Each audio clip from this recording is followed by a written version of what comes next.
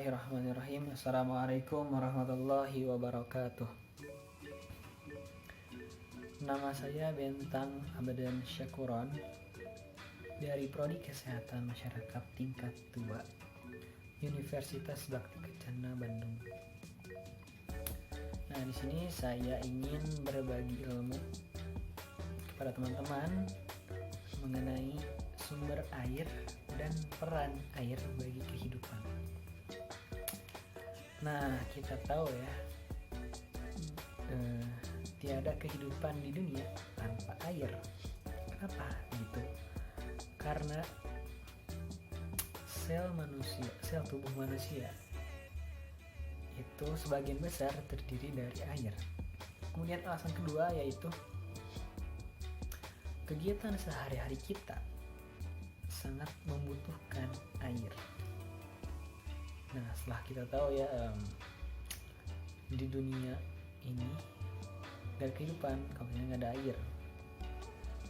Kemudian kita mungkin bertanya-tanya ya, dari mana sumber air itu berasal. Nah, di sini akan jelaskan dari mana sumber air itu berasal. Nah, sumber air ini berasal dari 3 lokasi. Nah, lokasi pertama yaitu dari angkasa. Nah, angkasa maksudnya itu seperti air hujan, seperti air es, seperti air salju. Nah, ada lokasi kedua yaitu air di atas permukaan tanah. Nah, maksudnya itu air laut, air sungai, air danau. Nah, kemudian ada yang ketiga yaitu air di bawah permukaan tanah, yaitu maksudnya air sumur dan mata air seperti itu.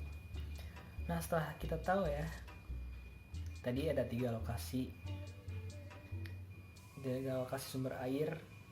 Ada air angkasa, terus ada air di atas permukaan tanah, terus ada air di bawah permukaan tanah.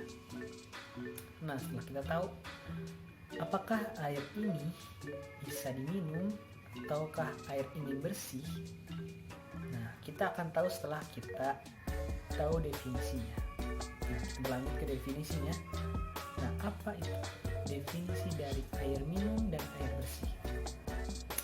Nah, yang pertama kita bahas air minum.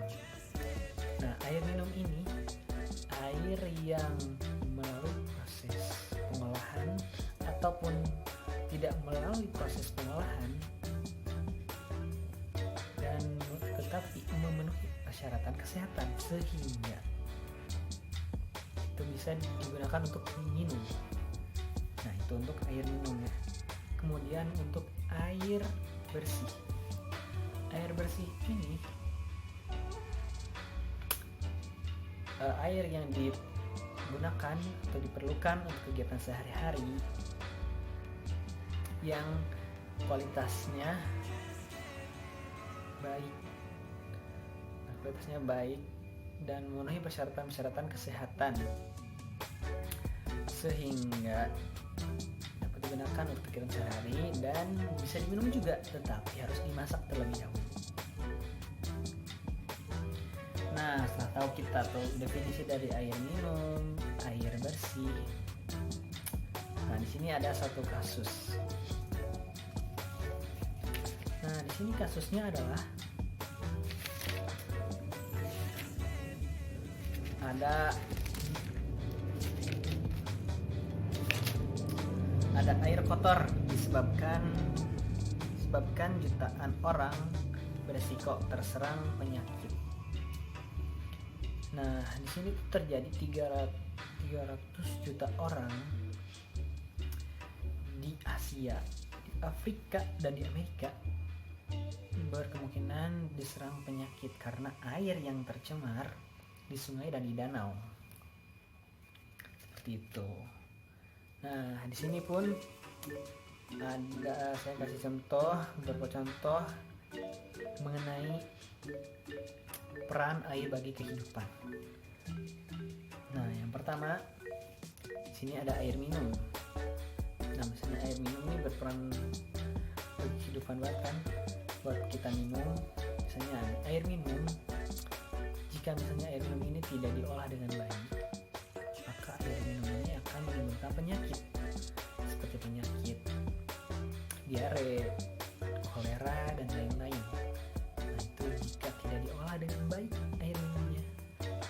Tetapi lain hal jika misalnya air minumnya sudah diolah dan memenuhi persyaratan air minum, persyaratan kesehatan air minum, itu kan bermanfaat banget bagi kehidupan kita.